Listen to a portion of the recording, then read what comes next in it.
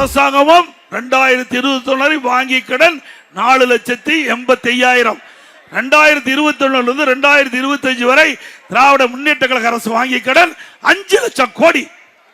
வருஷத்துக்கு 1 லட்சம் கோடி, வருஷத்துக்கு 1 லட்சம் கோடி. 73 ஆண்டு காலம் வாங்கிய கடன் 4,85,000. 5 வருஷத்துல 5 லட்சம் கோடி வாங்கி இருக்கிறாங்க. இந்த அரசாங்கம் என்ன சிறப்பான அரசாங்கமா?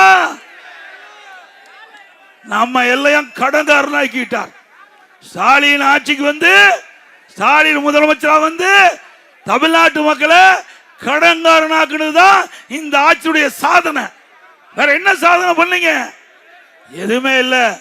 எப்பொழுது பார்த்தாலும் பேசுறார் ஸ்டாலின். இந்தியாவுக்கு தமிழ்நாடு ஒரு முதன்மையான மாநிலம். எதுல முதன்மையான மாநிலம்? ஊழல் செய்வதிலே முதன்மையான மாநிலம். இந்தியாவிலேயே கடன் வாங்குதல முதல் மாநிலம். இந்தியாவிலேயே கடன் வாங்கல முதல் மாநிலம். இப்படிப்பட்ட அரசாங்கம் தேவையா? எல்லாம் வந்தீங்க, மரியாதைக்குரிய டிடி அவர்கள் பேசினாங்க, நான் பேசினேன், எல்லாம் கேட்டீங்க. இந்த கடன்ல நீங்க தாங்க கட்ட வேணும்.